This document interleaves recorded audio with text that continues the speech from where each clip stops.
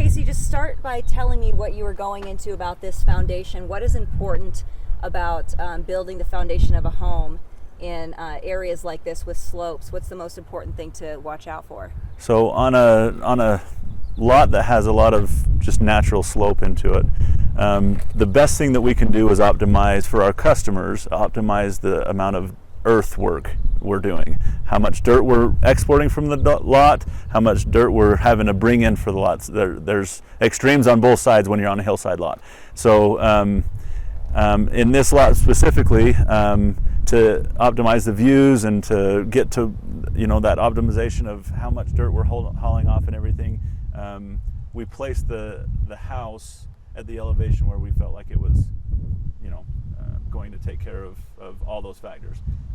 The material that we're on here and this site is stable. It's structurally sound. It has a lot of rocky, bony material, they say, that is going to be healthy for a house of this stature to set on and not have any risk of sloughing off or sliding or any of that type of thing. One of the factors that come into play with our market that we build into is the earthquake that comes into play. So along this Wasatch front, there's the fault lines that have to be considered and everything. So we bring over our geotechnical engineers. They understand all of those studies and how it comes into play, and if historically if the soils have shifted or whatnot, it comes into play when they're coming in and doing the subdivision. So yeah. What's the importance of having a good geotechnical engineer to do the survey? The importance of a geotech engineer is they are who take on the risk. They are who tell us what to do. If the material is not stable, then there's ways to go about that to make it a safe place to build and a stable structure or a stable environment to build on. But when we're down in the valley and building in the with water tables being high, there's a different way that we have to plan for that. When we're up on the hillside, we have to factor in for where we're stepping and the frost lines and all this type of stuff. So to go by your point of the geotechnical engineer, they are they're the ones who are the brains behind it all, and we just carry it out for them. And could you take me through what are we seeing here right now? You bet. Yeah. So what you see here is the footings. That is the lower part. It's kind of the base of what is sitting onto the foundation. The foundation is the vertical wall. That gets the elevation where it needs to be put into play, and it sits on the base, just kind of like when you're building a structure, having the wider base is naturally stronger as you come into play.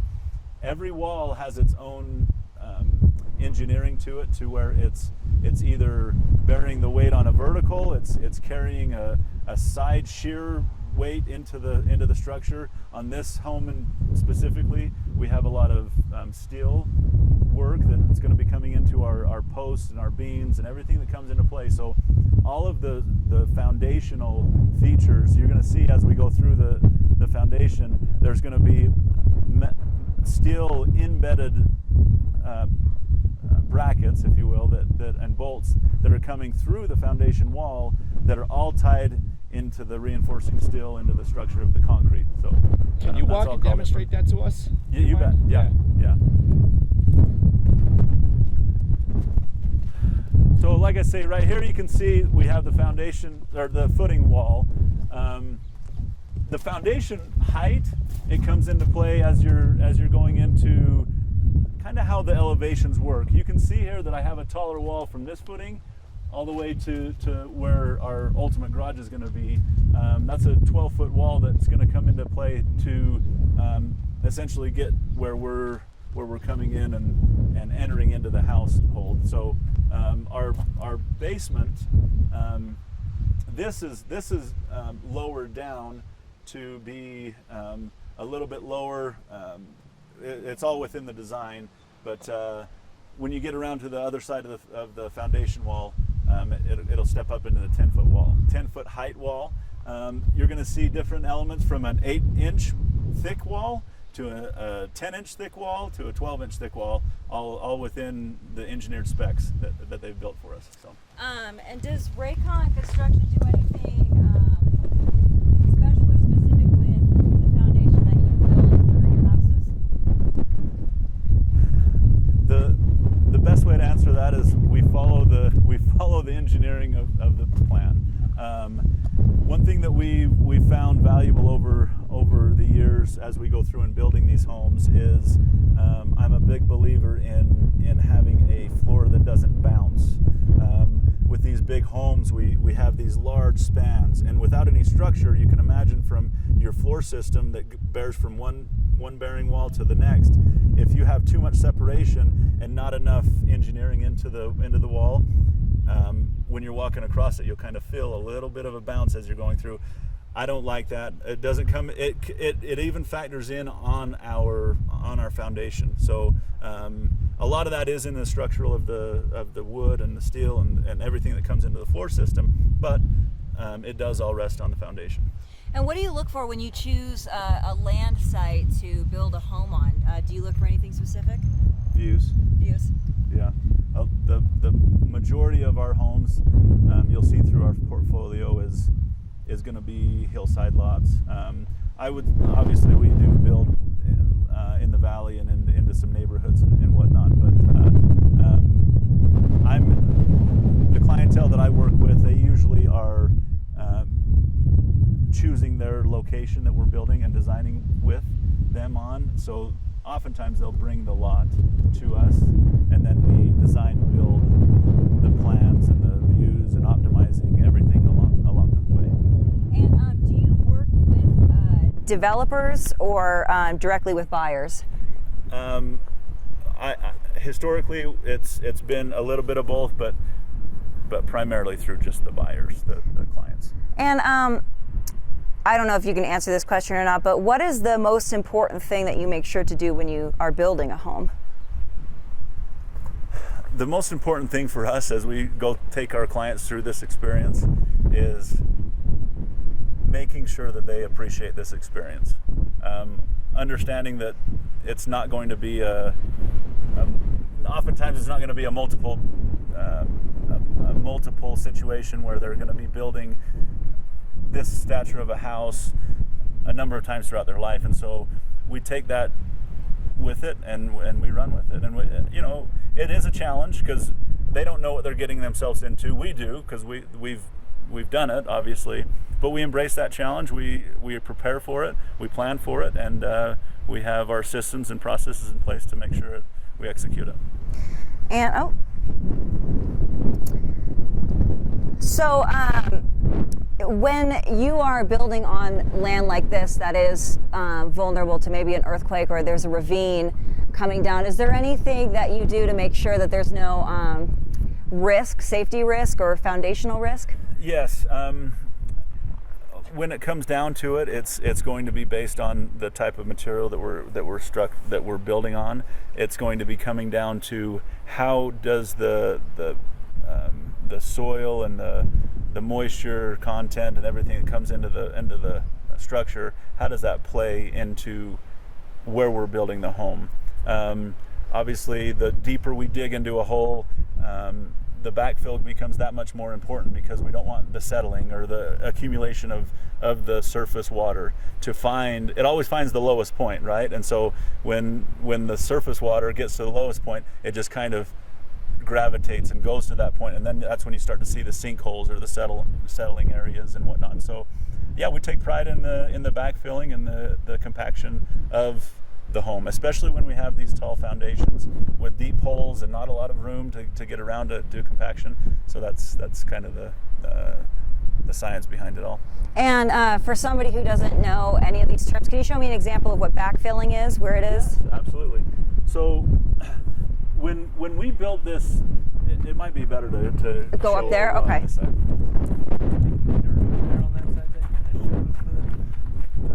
Over on the other side of the garage. Sorry. Attachment that shows how they kind of roll over. Just tell me where so I can true. get a little ahead of you guys. So essentially, what we do when this house gets built out, or when the backfill gets fully finished, there's another retaining wall that comes back in here and will hold all that earth. So when on the inside, you can see that that's all been dug down. Where I'm standing was at some point at that level, right? And so when we go through and pour this footing behind this wall, that was dug down to that level, bringing in this material and being able to compact it down. Now, one of the challenges that we have, going back to the settling issue, that we don't want to, we definitely don't want that to be involved into our homes, is this is very rocky, bony material, which is a good thing. But if you get into bigger boulders that you're seeing right here, that actually does not compact well. There's too many voids, air voids for the dirt to fall into, and so you find yourself, even though there's a lot of rocks and boulders, you find yourself actually sifting through, and that's what you've kind of seen here. We've pulled these 12 to 18 inch, 24 inch boulders out of the way and used more of the rock and smaller, 5 or 6, 8 inch rocks, so that we can backfill and get it nice, compacted and tied into the backfill of the foundation. And what is this the retaining wall? Yes, so this is the back of the house, but it's naturally going to be retaining the earth as we come through it. Now, when this structure gets all built together, we're going to build over the top of it, and then there's going to be a swimming pool, just I don't know, 15 feet. It's about 15 or 20 feet away from this wall, so that has to get backfilled nice and tight, and then we're going to be digging a swimming pool that's going to be adjacent to the property or the home structure. Sorry. So the homes that collapsed in Draper had apparent structural failures for months, including foundational cracks. Yes. And the retaining wall also failed, allowing them to collapse earlier this year, as you know. Yes. The company said it was due to freak weather conditions and not the foundation. I just wanted to ask you, in your mind, do you think that weather played more of a factor, or could it also have to be with materials and the way it was built?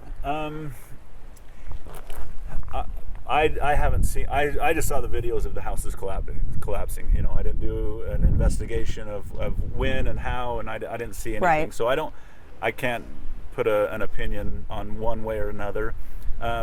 We did for that same point. We did have some non-traditional weather conditions. Obviously, the soils type of material that they were building on is going to come into play.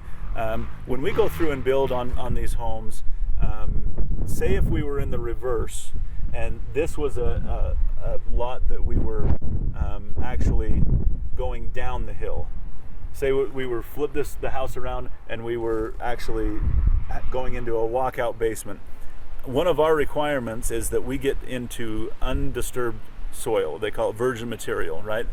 Material that's been there for millions of years. So we have to set our footings on top of this undisturbed virgin material that creates our structural. There are ways to come about and build up with structural fill and get that pier to be in a better situation, but that all gets into the optimization of what makes sense money-wise and how you're going to value engineer that as you're going through the design process. But that's key. You have to get into that undisturbed material, which is usually 36 inches. If it's in a very organic material that we're building on, usually you have to dig down at least 24 inches at a minimum before you get through the topsoil and into the more structural material. And so on a hillside, sometimes if your footing is 5 feet wide, you might have to go down another 6 feet, that even beyond that, so that your whole footing is on top of that undisturbed material. And that virgin material is the sturdiest material. No, yes, the virgin material is the sturdiest material, but not the topsoil. That top, we'll call it 24 inches, usually has to get scraped away. we're not in a great example area. Well, you can see this right here. You see there's the dark material that's about 24 inches tall.